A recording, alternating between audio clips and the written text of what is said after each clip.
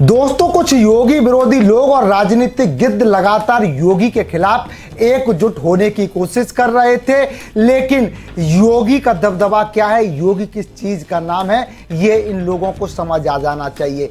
योगी 2 दिन पहले दिल्ली में पीएम मोदी से मुलाकात करते हैं, उससे पहले नितिन नवीन से मुलाकात करते हैं, अमित शाह से मुलाकात करते हैं। तो ये जो राजनीतिक गिद्ध हैं, जो योगी विरोधी हैं, ये कहने लग जाते हैं कि भैया बाबा की कुर्सी पर फिर से खतरा आ गया, बाबा की दिल्ली में क्लास लग गई, बाबा यूपी से दौड़ते हुए लखनऊ बुलाए गए हैं, कुछ बड़ा होने वाला है। चुनाव से पहले ही बाबा की कुर्सी तो चली जाएगी। लेकिन अब खबर आ रही है, अब ब्रजभूषण ने योगी की तारीफ की और कहा कि भैया ये जो चुनाव है योगी के चेहरे पर ही लड़ा जाना चाहिए।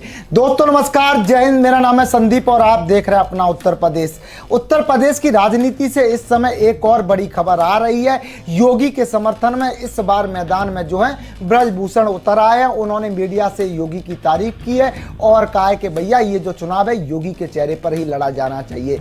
जैसे ही ब्रजभूषण का ये बयान आया, विपक्ष जो है सन्नाटे में चला गया, खामोश हो गया। विपक्ष को लग रहा था कि ब्रजभूषण जो है योगी के खिलाफ कुछ ना कुछ बोलेंगे, लेकिन आप एक खास रिपोर्ट देखिए और समझने की कोशिश कीजिए आखिरकार कैसे यूपी का जो पूरा गणित है लगातार बदल रहा है।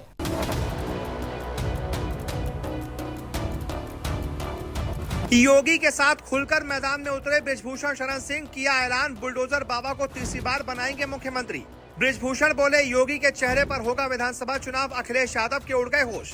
गोंडा में ब्रिजभूषण ने कहा सीएम को नकार नहीं सकते, राहुल गांधी से ज्यादा युवा मेरे साथ हैं। जी, उत्तर प्रदेश के कैसरगंज सीट से भारतीय जनता पार्टी के पूर्व सांसद और भारतीय कुश्ती संघ के पूर्व अध्यक्ष ब्रिजभूषण शरण सिंह महिला पहलवानों से यौन शोषण मामले में बरी हो गए हैं, जिसके बाद अब उनके राजनीतिक भविष्य को लेकर चर्चाएं तेज हो गई हैं, जिस पर अब खुद ब्रिजभूषण शरण सिंह का बयान सामने आया है, जिसमें उन्होंने अपने आगे की रणनीति का खुलासा किया है। ब्रिजभूषण सिंह ने एक्सक्लूसिव बातचीत में उन्होंने अपनी आगे की सियासी रणनीति और यूपी चुनाव पर खुलकर बात की। ब्रिजभूषण से जब सवाल किया गया कि कोर्ट से बरी होने के बाद अब उनकी आगे की भूमिका क्या होगी, क्या वो 2027 के विधानसभा चुनाव जाएंगे या 2029 तक का इंतजार करेंगे, तो इस सवाल पर ब्रिजभूषण ने कहा कि राजनीतिक व्यक्ति राजनीति नहीं छोड़ सकता, वो राजनीति ही करेगा। अब यहाँ पर यह देखना है कि राजनीति करेगा या कराएगा।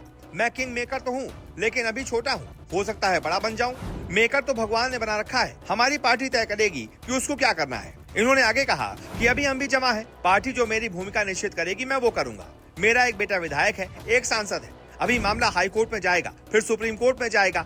मेरी आगे की भूमिका क्या होगी वो पार्टी तय करेगी और जरूर करेगी। वहीं जब उत्तर प्रदेश विधानसभा चुनाव 2027 को लेकर पूछे गए एक सवाल में उन्होंने कहा कि इस बार भारतीय जनता पार्टी और समाजवादी पार्टी के बीच लड़ाई कठिन है, इस बार दोनों के बीच अच्छी लड़ाई होगी। ब्रिजभूषण ने कहा कि इस बार लड़ाई इसलिए दिख रही है क्योंकि योगी जी की 10 साल की सरकार है, उम्मीद करते हैं कि अखिलेश यादव अच्छा चुनाव लड़ेंगे। इंटरव्यू में ब्रिजभूषण ने एक एसेट का भी जिक्र किया, जिसमें बजरंग पुनिया कुछ महिला खिलाड़ियों के इंतजाम की बात करते सुनाई दिए थे और इसे अदालत में भी सुनाया गया। ब्रिजभूषण ने बताया कि आरोप लगाने वाली 2 लड़कियों को लेकर अदालत को भी शक हुआ था, जिसके बाद उन्हें चैम्बर में बुलाकर पूछताछ की गई। उनके मुताबिक उन लड़कियों ने कहा कि उन्हें बाकी महिला खिलाड़ियों से खतरा महसूस होता है। ब्रिजभूषण सिंह ने उनके साथ कुछ भी गलत नहीं किया।